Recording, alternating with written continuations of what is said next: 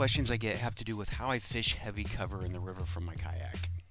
So I thought I'd pull some footage and walk through a couple of examples and touch just a little bit on the key points regarding the hows and whys of my approach. Hopefully sharing some information here like this will help answer some of the questions that people have and maybe give you guys some tips that will help you out on the water where you fish. So two of my favorite heavy cover situations are Logjams and exposed root-wads.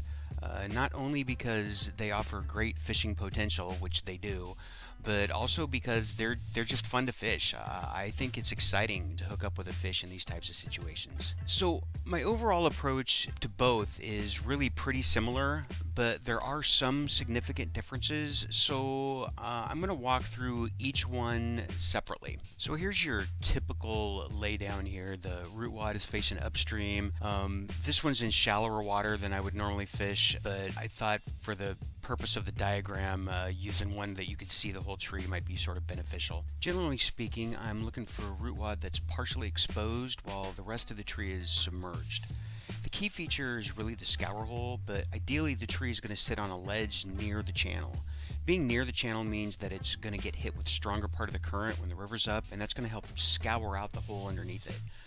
It also means that it's more likely to serve as a bridge connecting the deep water in the channel to the shallow water by the shore. And any cover object that provides a route from shallow to deep water always prime real estate. Nature gives you an endless variety of these situations to work with. You find big, oversized tangles that are easy to get up against, medium-sized ones that might only come as high as your elbow or your shoulder, all the way down to worn-off little nubs that barely clear the surface of the water and pose significant challenge and risk to try and fish up against.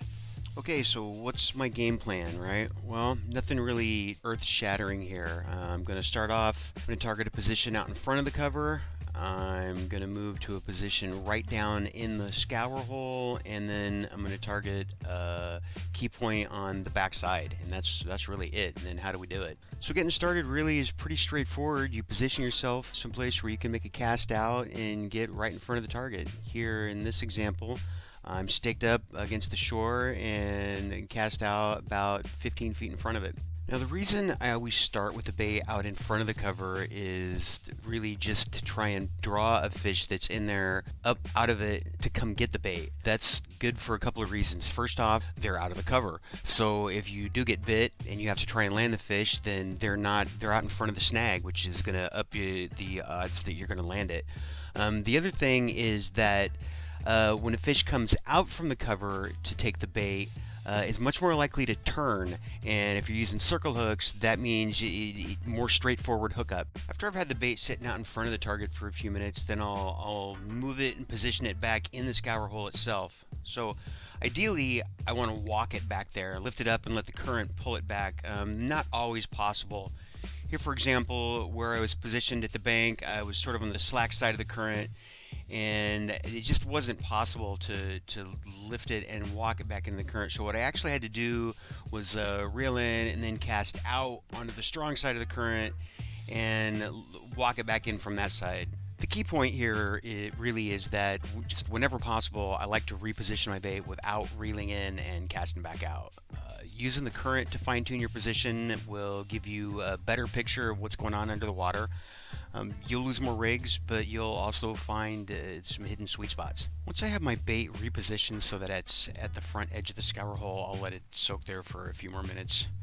Braid really is a must for this type of fishing, in my opinion, not only because of its durability around wood and its greater sensitivity while you're probing around, but because its low stretch is a big help getting a newly hooked fish out of its home and clear of the cover.